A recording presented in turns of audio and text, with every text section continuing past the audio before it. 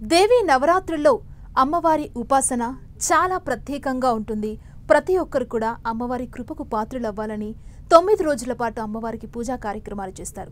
9వ రోజు అమ్మవారి అలంకరణ ఎలా ఉంటుంది, ఏ రూపంలో అమ్మవారు భక్తులకు దర్శనమిస్తారు, పూజా విధానాలేంటో తెలుసుకుందాం. మనతో పాటు ప్రముఖ ఆధ్యాత్మికవేత్త డాక్టర్ కుప్ప శ్రీనివాస శాస్త్రి గారు ఉన్నారు. గురుగారితో మాట్లాడదాం, మరింత సమాచారాన్ని తెలుసుకుందాం. నమస్తే గురువుగారు. నమస్కారం అమ్మ. గురువుగారు, ఈ నవరాత్రుల్లో 9వ రోజు భక్తులకు అమ్మవారు ఏ రూపంలో దర్శనమిస్తారు, ఆ అమ్మవారి కృపను పొందాలంటే ఎలాంటి పూజా కార్యక్రమాలు చేయాలి, మా టెన్టీవీ ప్రేక్షకులకు చెప్పండి. తప్పకుండానమ్మా. జగన్మాత అయినటువంటి ఆ దుర్గా పరమేశ్వరి దేవి నవదుర్గలుగా అవతారములను ధరించి ఈ ఆశ్వయుజ శుద్ధ పాడ్యమి నుంచి నవమి వరకు మన చేత పూజలు అందుకొని దశమి నాడు కూడా ఇక అమ్మవారిని ఆ యొక్క దేవీలోకమునకు తిరిగి సాగనంపాలి కనుక మరొక్కసారి పూజ చేసుకుని ఆ విజయదశమి నాడు అమ్మవారిని సాగనంపుతాం, ఉద్వాసన చెప్తాం. వాటిల్లో నవరాత్రులలో చిట్ట చివరిది అయినటువంటి 9వ రోజు అనగా ఆశ్వయుజ శుద్ధ నవమి తిథి, దీనినే మహర్నవమి అంటారు. దీనికి ముందు రోజు వచ్చేటువంటి అష్టమి తిథిని దుర్గాష్టమి అంటారు. అమ్మవారు విశేషమైనటువంటి తన యొక్క అనేక అవతారములలో కూడా విశేషమైనటువంటి ఆయుధములను ధరించి విశేషమైనటువంటి శక్తిని, విశేషమైనటువంటి అనుగ్రహాన్ని మరి అందరికీ కూడా నన్ను ఆవిడ అనుగ్రహించింది. అటువంటి ఆ యొక్క మహిషాసురమర్దిని రూపములో, పేరులో ఆ విధంగా అవతరించి మనకి దర్శనమిచ్చేటువంటి మహిషాసురమర్దిని ఆ నవదుర్గలలో చిట్ట చివరి స్వరూపము అన్నమాట. ఆవిడని ఉపాసనా పద్ధతిలో సిద్ధిదాత్రి అని కూడా అంటాము. సిద్ధిదాత్రిగా, సర్వసిద్ధిదాత్రి, మహాసిద్ధిదాత్రి.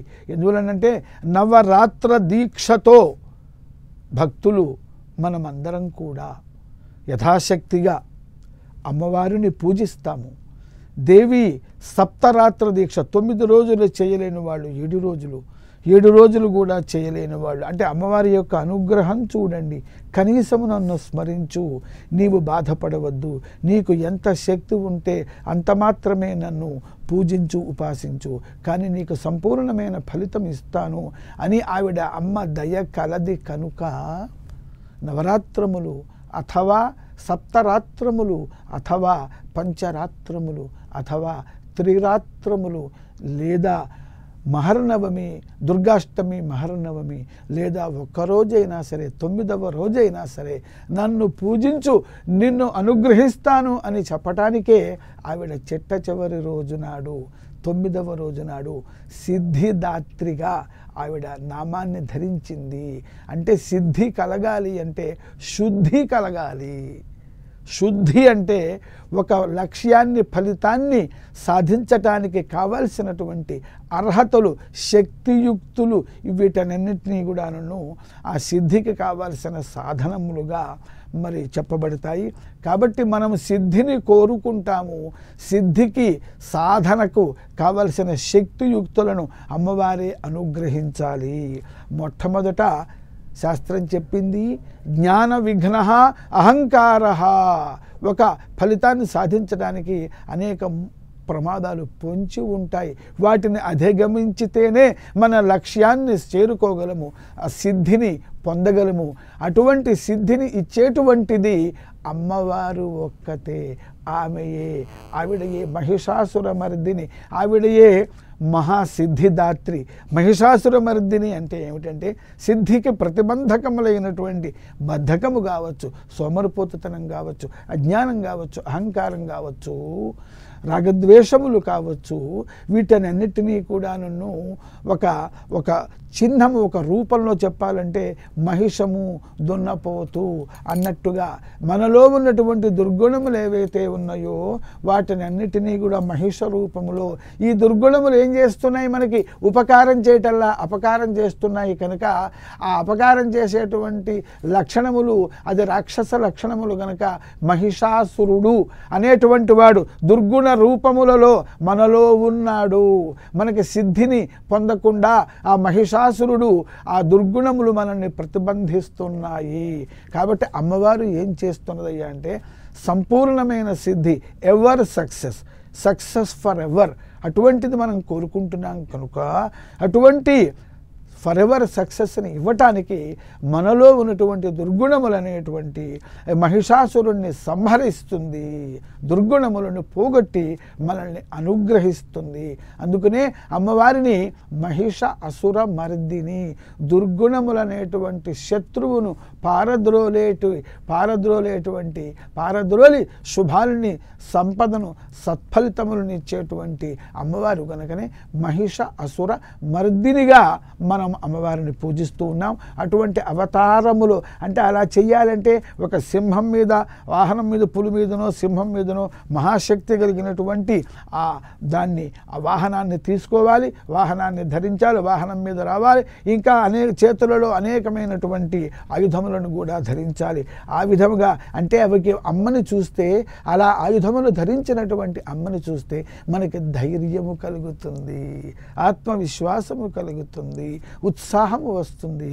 అందువలన తనని ప్రార్థించేటువంటి మనకి ధైర్య ఉత్సాహ శక్తులను, మరి లక్ష్య సిద్ధిని ఇవ్వటం కోసమే ఆవిడ మహిషాసుర మర్దిని అనేటువంటి రూపంలో అవతరించింది. ఈవిడ్ని పూజించేటువంటి మంత్రాత్మకమైన శ్లోకము, బీజాక్షర సంపృతమైన శ్లోకాన్ని మనం తెలుసుకుందాం. సిద్ధ గంధర్వ యక్షాద్యై అసురై అమరైరపి సేవ్యమాన సదా పాయాతు సిద్ధిదాయిని అన్నమాట. ఈ మహిషాసుర మర్దిని దేవి, ఆవిడని అందరిలోనూ మంచివాళ్ళు ఉంటారు, అందరిలోనూ చెడ్డవాళ్ళు ఉంటారు. కాబట్టి రాక్షసులు అంటే పూర్తిగా చెడ్డవాళ్ళని కాదు. రావణాసురుడు, కుంభకర్ణుడు, విభీషణుడు ముగ్గురు అన్నదమ్ములే, కానీ విభీషణుడి స్వభావము వేరు, మరి రావణ కుంభకర్ణాదుల స్వభావము వేరు.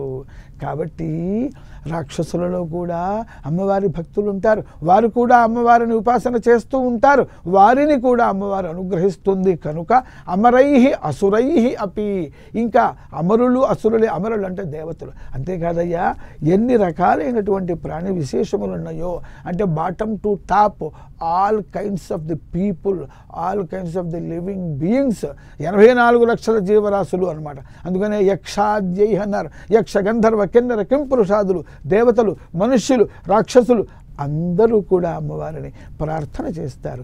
ఎందుకంటే అమ్మ అనుగ్రహం పొందటానికి అందరూ అర్హులే కదా. అమ్మ అందరి మీద సమానమైన 5 కొడుకులు ఉంటే 5 రకాలుగా ఉంటే కూడా వాళ్ళల్లో తేడాలు ఉండొచ్చు, కానీ అమ్మ వర్షించేటువంటి, చూపించేటువంటి దయ, ప్రేమ, అనుగ్రహంలో మాత్రం తేడా ఉండదు. ఇంకా కొంచెం తక్కువగా ఉన్నటువంటి వాడి మీద ఎక్కువ ప్రేమ చూపిస్తుంది అమ్మ. అమ్మ యొక్క ప్రత్యేకత అది. కనుక ఈ మహిషాసుర మర్దిని రూపంలో సిద్ధిదాత్రిగా అమ్మని మనం పూజించి 9వ రోజు, ఇంకా నవరాత్రులు 9 సంఖ్యకి అద్భుతమైనటువంటి విశేషం ఉన్నది. 9 చెట్ట చివరి సంఖ్య. అండ్ సంఖ్యలలో 1 నుంచి తీసుకున్నట్లయితే 9 వరకు ఉంటాయి. తర్వాత మరలా అదే రిపీట్ అవుతూ ఉంటుంది. 9 తర్వాత ఏమిటి? 10. 10 అంటే 1 + 0. మరి తర్వాత 11, 2 1. కాబట్టి హయ్యెస్ట్ ఉన్నతోన్నతమైన సంఖ్య 9. కాబట్టి 9 రోజులు అంటే మన జీవిత పర్యంతము కూడా అమ్మవారిని ఉపాసన చేసినట్లుగా అమ్మవారు మన మీద అనుగ్రహంతో మరి అమ్మవారు ఆవిడ ఆ విధంగా అనుగ్రహిస్తుంది. చూడండి, చిన్న పిల్లవాడు అమ్మ ఇదిగో అన్నం తిను అని తల్లి పిల్లవాడికి అన్నం పెట్టేటప్పుడు తను కూడా తల్లి నోట్లో ముద్ద పెడతాడు. ఏం పెడతాడు? 2-3 మెతుకులు పెడతాడు. దాంతోనే అమ్మ పరమాద్భుతమైనటువంటి సంతోషాన్ని పొందుతుంది.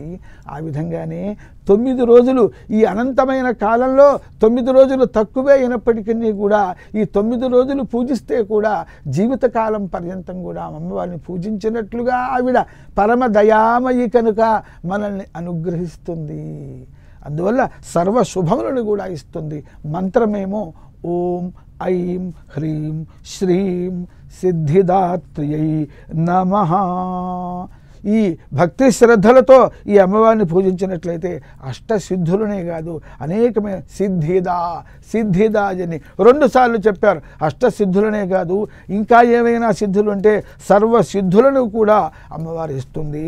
ఇహలోక పరలోక సుఖములన్నింటినీ కూడా ఇస్తుంది. సింహవాహనం మీద మరి 4 చేతులతో అమ్మవారు విరాజిల్లుతూ ఉంటుంది. అంతేకాదు మహిషాసుర మర్దిని రూపంలో సిద్ధిదాత్రిని సేవించినటువంటి వాళ్ళకి నాయకత్వ లక్షణాలు ఉంటాయి. అంటే సమానానాముత్తమ శ్లోకో అస్తు, తన తోటి వాళ్ళందరిలోనూ తను గొప్పవాడు కావాలని ప్రతి వ్యక్తి కోరుకుంటాడు కనుక అటువంటి నాయకత్వ లక్షణాలను ఉత్తమ శ్లోక, నలుగురిలో మంచివాడిగా గొప్పవాడిగా కూడా అమ్మవారు మనల్ని తీర్చిదిద్దుతుంది. కనుక ఈ నవరాత్ర దీక్షతో 9 రోజులు కావచ్చు, లేదా మధ్యలో ఎన్ని రోజులైతే అన్ని రోజులు, కనీసం 9వ రోజైనా అమ్మవారిని పూజిద్దాము. ఎంత చేసుకున్న వారికి చేసుకున్నంత మహదేవ అన్నట్లుగా ఎంత భక్తి శ్రద్ధలను, భావగ్రాహి జనార్దన అన్నారు, అంతర్ముఖ సమారాధ్య అన్నారు. కనుక లోపల ఎంత భక్తితో మనం అమ్మవారిని పూజిస్తే అంత పరమాద్భుతంగా అమ్మవారు మనల్ని అనుగ్రహిస్తుంది. కనుక ఈ 9 రోజులు కూడా అమ్మవారిని ఉపాసన చేసి నవదుర్గలని ఉపాసన చేసి ఆ నవదుర్గలు మనకి అనుగ్రహించేటువంటి సర్వ శుభములను కూడా మనం పొందుదాం. ఓం ఐం హ్రీం శ్రీం మర్దిన్యై నమః. శరణాగత దీనార్త పరిత్రాణపరాయణే సర్వస్యార్తి హరే దేవి నారాయణి నమోస్తుతే. ఓం సిద్ధిదాత్ర్యై నమః. గురుగారు 9వ రోజు అమ్మవారు మహిషాసుర మర్దినిగా దర్శనమిస్తారు. అదేవిధంగా అమ్మవారి విశిష్టతని, అనుగ్రహం ఎలా పొందాలో మా ప్రేక్షకులకు తెలియజేసినందుకు ధన్యవాదాలు గురుగారు. శుభం సంతోషం. చూశారు కదా గురుగారు చెప్పినట్లుగా నవరాత్రుల్లో 9వ రోజు అమ్మవారు శ్రీ మహిషాసుర మర్దినిగా దర్శనమిస్తారు. సో అమ్మవారి కృపకు పాత్రలు అవ్వాలంటే గురుగారు చెప్పినట్లుగా పూజా విధానాల్ని పాటించండి.